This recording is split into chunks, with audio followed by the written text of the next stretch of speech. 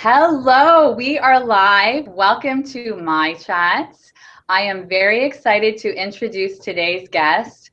We are speaking to Andrew LaCivita. Andrew LaCivita is actually, I prefer to call him Andy. So let's go right away with Andy. Andy is the CEO and founder of Mile Walk. He has written several books. He's a speaker. He has an awesome blog. Check out his blog. And we're going to get right into it. We are going to talk for around 25 minutes today, and then we're going to move on to another half an hour with our Twitter chats.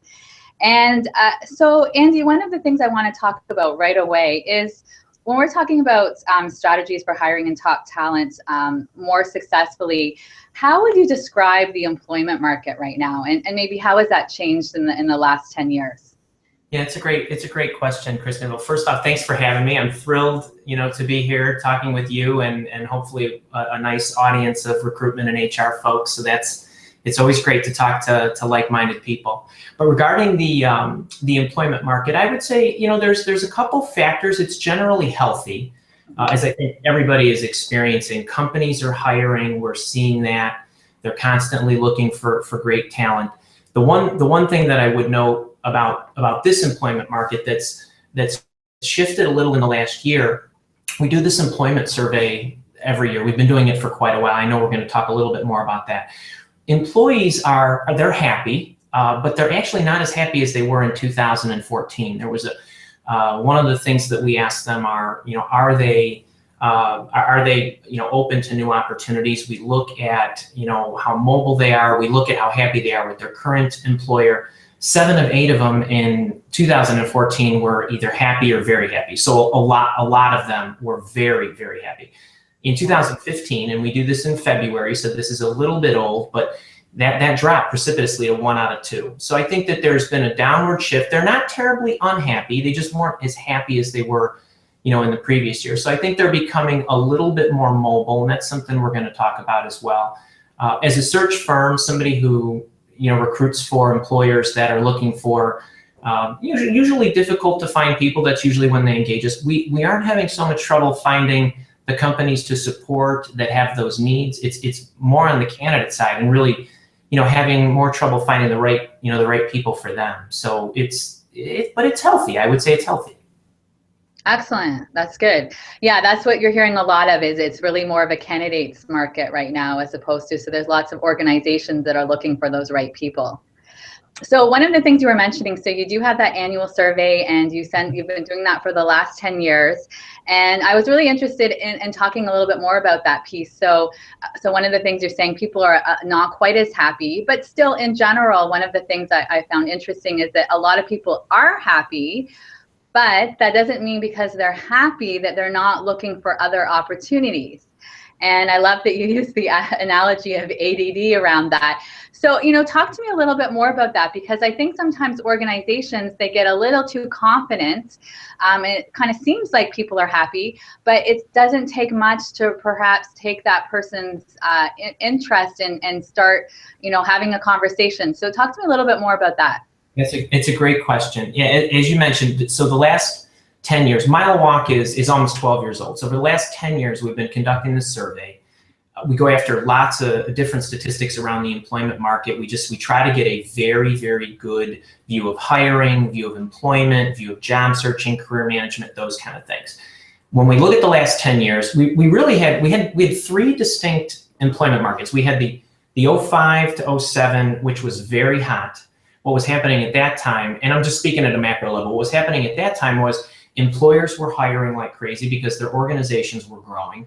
There was a preponderance of pay increases. Employees were moving for excessively high salary increases. It was very, very much focused on do whatever we can to get people into the organization. Employees, on the other hand, were not as diligent in evaluating those companies. So a few quick years later, as we hit into 08 and 09, 10, maybe even some of 11, which I'm sure everybody on this call has experienced, that was really icy, right? It was tough. There was a huge drop in employment, and even though we had 10, 11% unemployment, it's still 90% of the people who were working were not as happy. It was a rough time. So there was a rebalancing. really a shift in the other direction. As you moved into what is a bit more of a consistent market for these last 3 or 4 years, let's say 2012 and on, there's a much better balance. I do think it's an employee's market, but the difference is, I think from 7 or 8 years ago, is employees are not moving for these giant pay raises. They're moving for slight increases in compensation, but what they're really looking at is better career development opportunities. So when you look at the last 10 years, I think there's been, there was an up, a down, it's back up.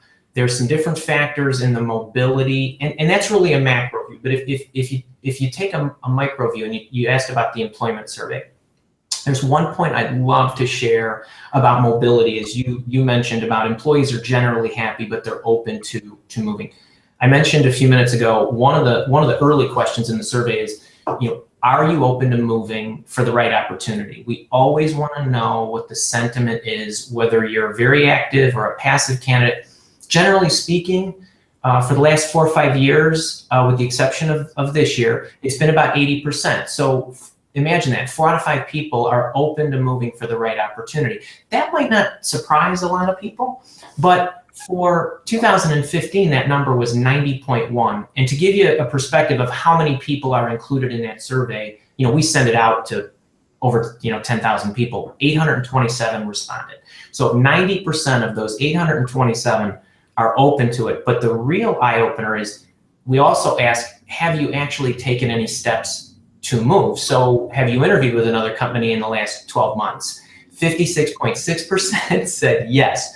So, wrap your mind around that. If you're a company of 100 people, 60 of them actually took a step and went and interviewed with somebody last year. So that's a little bit more startling. And so, there's loads of these stats. I love the data. We have lots of insight, and we give this report away for free. So you can go to the Mile Walk website. It's not too tough to find. It's a bunch of pretty graphs and charts, and it's really easy to see. It's not a lot of text, but it is a lot of data. So, I think that's an interesting thing. It's, and there's a lot of interesting stuff in the report, but that is really, really eye-opening. And I think that really goes to the two-pronged approach. It's not just hiring the right person. It's once you have them in the organization, what are those different motivators and what is that career development path? A huge thing for millennials, not to group a whole generation together. I'm Gen X, and I also want to know about career growth, but in general, just as things have evolved, those are some of the things people are looking for. For sure. Yeah. So, to talk about that a little bit more, one of the things that you really said companies need to be cognizant of is that you want employees more than they need you, right? So talk to me a little bit more about that. What should companies be doing? Yeah, so just on the sentiment of that for a second, there's a lot of things that companies can do to attract the right people. But what I meant by that statement is, most employers, the thing that I think they need to understand, most of them, not all of them, but a lot of them, they approach recruitment from a standpoint of, once we get a job candidate in front of us, that person should be honored, to work here. Everybody should want to work for our company. And they approach the discussion or the interview with them in that manner. It's especially true for companies who predominantly recruit active job seekers or use job postings or job boards to secure interviews with job candidates. So usually those candidates are looking, that mentality is part of that process. It's certainly less predominant in companies that are more proactively recruit passive candidates or are outreaching to candidates and trying to basically lure them to come in and talk with them. So my view on that is, truly great candidates, I think most people would agree, they can work wherever they want. They're that good. And employers, for employers to really want to grow their company, they're going to need the top talent, and the top talent, everybody wants the top talent. So there's a lot of competition for those, individuals. So, there's a number of things that employers can do. I know you obviously can improve your brand, internally, externally, what you have in cyberspace. There's a number of things that they can do. I think one of the biggest things they need to do is change their mindset. Just changing the mindset will have a lot of fallout in the way in which they approach it, the way they approach the discussions, the way they approach attracting them, and there's a number of other things that I think we're gonna get into. Yeah, absolutely. And I think we're going to get into that right now, because I really liked in your book, one of the things you were talking about is, the best recruitment process is before you even start looking at candidates, you have to start thinking about these 5 really important questions to make sure that you are getting the right individuals. And before we even get into that, I think that's one of the pieces that it's so quick to rush into looking for candidates. And it's important to spend that time to be very clear around what does that look like? What does that successful individual look like for your organization, for your role, for all of that kind of stuff? So talk to me about those 5 really essential questions that they should be asking. Yeah, that's great. No, I love that question, Kristen. I've written some blog posts about this. I also included these in the hiring prophecies. And it's interesting, you said 5 questions, but it's 50 questions that are all sort of lumped under these 5. So we won't go through all those. But, but there's 5 biggies, and you started to touch on that. The first one is, well, who exactly do we seek?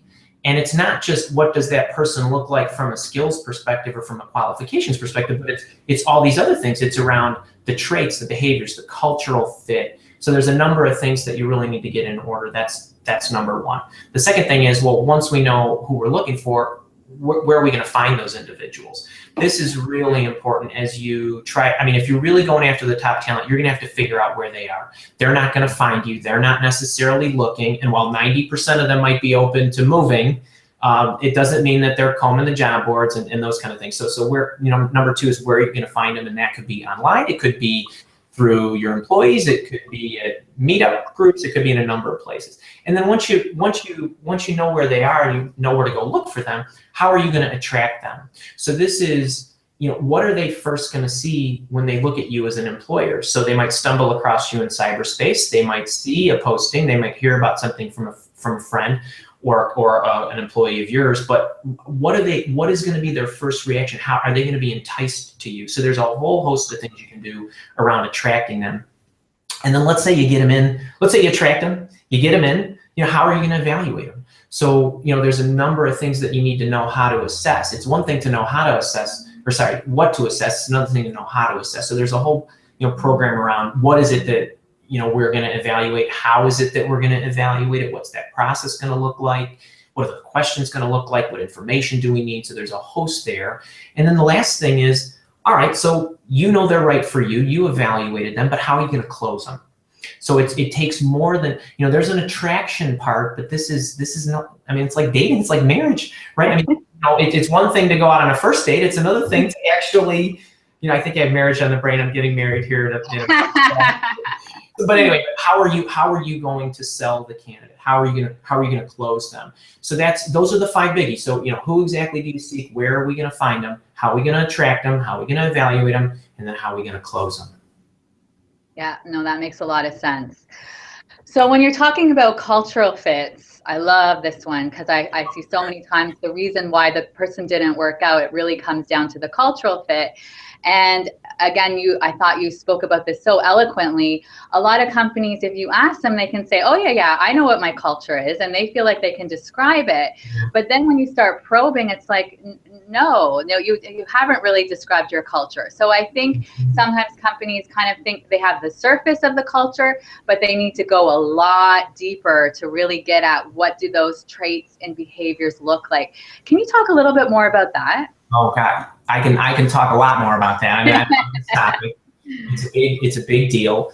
So you asked about kind of that low level and getting down to the nitty gritty to truly understand what those cultural traits are. But let's back up a little bit. Let's talk about culture as far as what that really means. So like I said, I know there's a lot of recruiters and human resource folks on the call. I think everybody has some good sense of what culture is.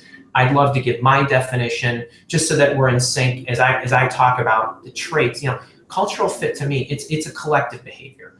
It truly a collective behavior. So it's the beliefs, it's the values, it's everything that goes along with the things that will make up that melding or that stew of that corporate personality. So corporate personality to me is as unique as your fingerprint and mine is to us. You know what I mean? So no one can define this for you. So I think that's the first thing. The second thing about culture is, all right, let's just say we all understand what that is.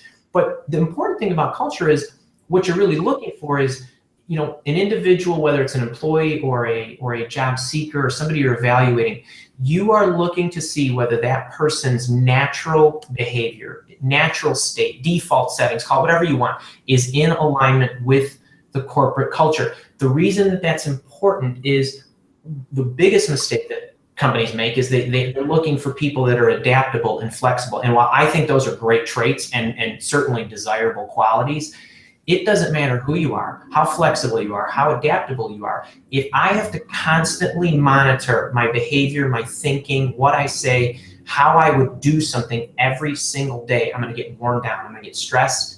And some people can last a while, but most people will blow out pretty quickly. So I think that there's an alignment that you're looking for. So the first thing is, okay, we agree what culture is. There's a natural state that you're looking for. And I think to complicate things even more, the third point is over time, your culture is actually going to change. Yeah. So if you're a small company and you're 10 people, but you go to 50 and you go to 100 and 500, the culture is not going to be the same.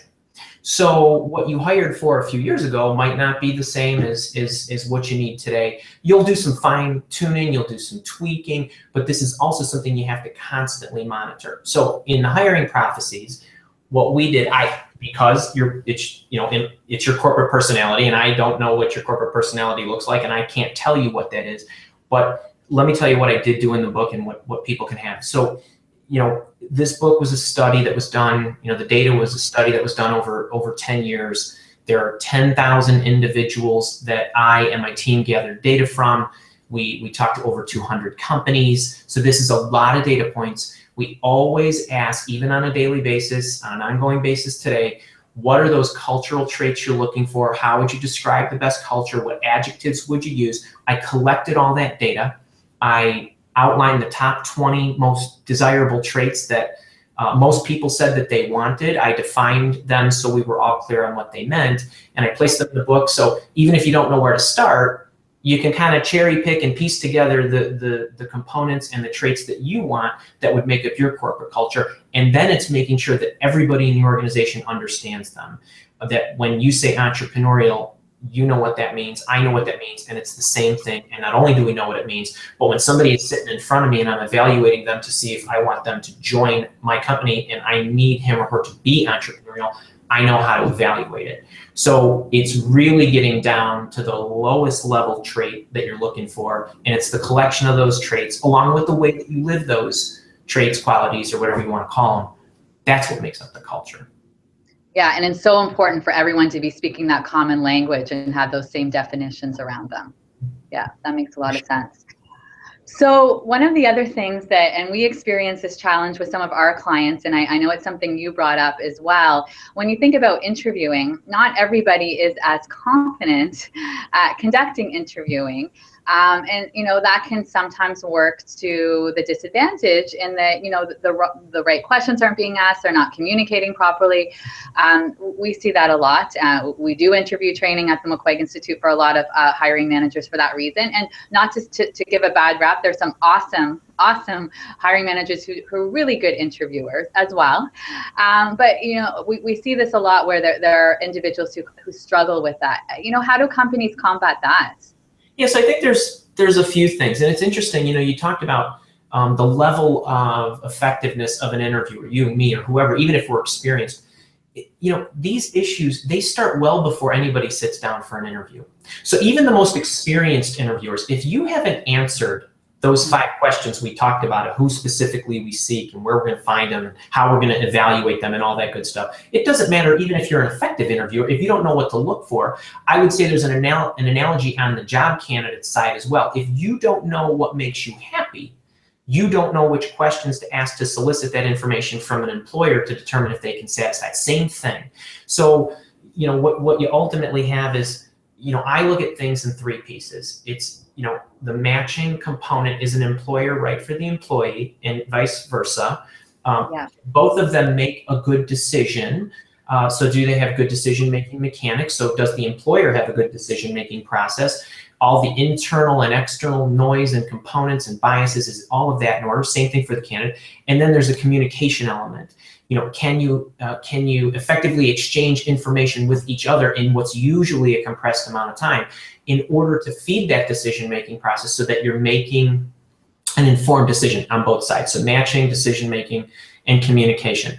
So when you put an interviewer, whoever that interviewer is, whether it's a hiring official, an HR person, maybe it's a peer, maybe it's a subordinate, maybe it's a customer, when you put that person in front of a job seeker, and now most companies don't arm them effectively with all of the prerequisite information. Sometimes they're just winging it, so that's bad. Sometimes they're overly scripted. That's also bad. I don't think either of those work. There has to be an ebb and a flow and an ability to really extract what you need from each other. So, I think that's a big problem. If I had to give you the 2-minute Band-Aid, one really, really easy fix, we talk with our clients about this.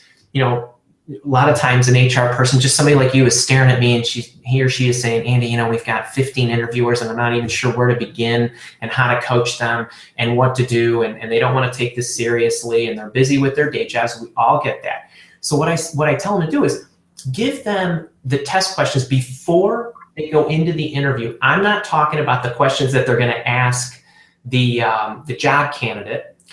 I'm talking about the questions that you as the HR official or the recruiter are going to ask the interviewer when he or she walks out.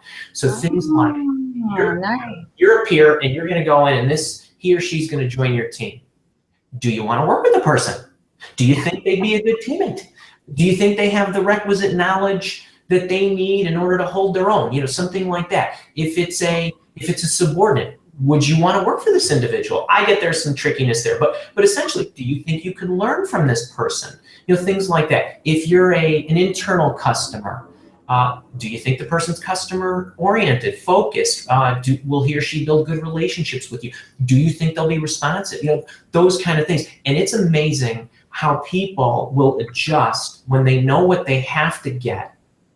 They will figure out a way to figure out what the right questions are. And I'm talking about in the most basic, rudimentary environments where you just don't have structure around this. Give them the test questions. Say, this is what I need from you when you walk out. Make sure you don't leave until you get it. So anyway, I think that's a neat little trick, and that actually is in the book, and how to do this as as kind of a starter to get you going. And it's something you can do very quickly. It requires very little training.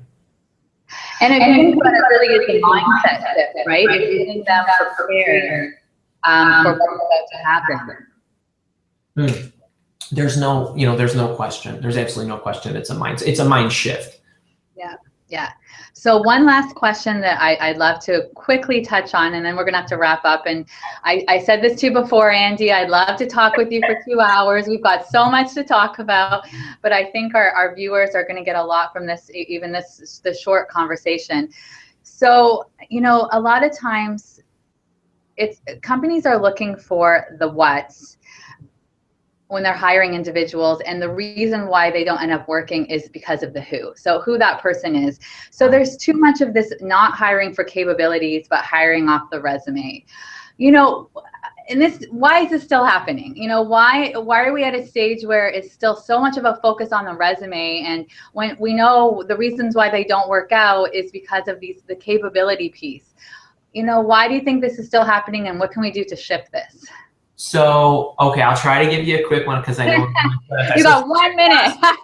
my philosophy. Don't worry, I wrote a whole book on this. So my philosophy on this is, companies, they simply fall in love with skills, and there's a reason why they do that.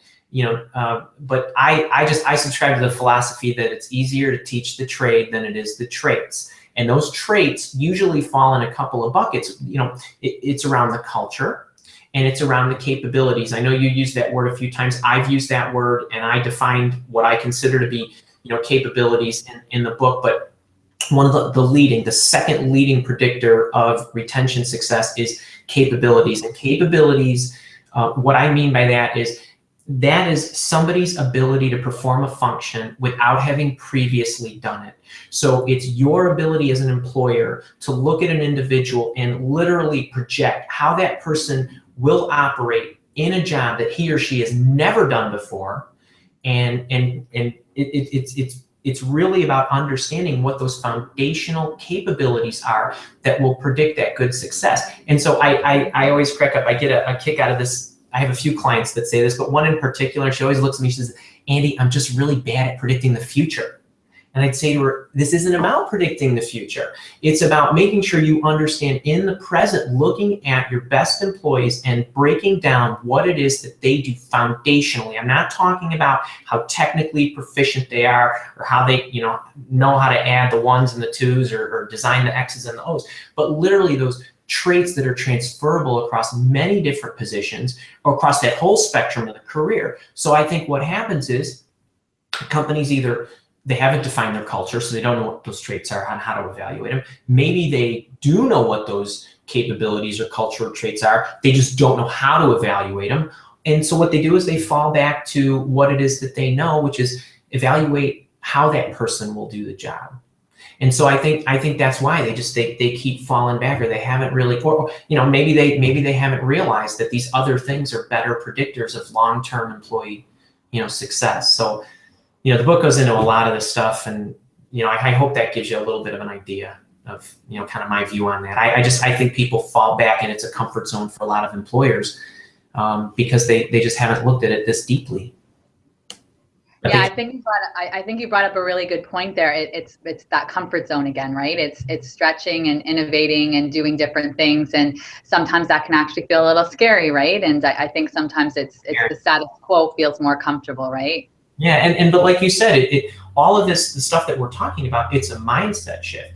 And my guess is a lot of the people that are on this video or call or chat, they get this. They get it. It's pushing this out to the rest of their organization. That's probably the most difficult. So anyway, hopefully we can help them do that. Yeah. Awesome. Great. Andy, it's been wonderful. Thank you so much for your time. We're going to move over to Twitter now for the next half an hour and have a chat. And thank you so much for your expertise and for being part of the discussion. We'll see you over on Twitter. All right. Thanks. Thanks, Kristen. Thank you. Right. Bye now. Bye.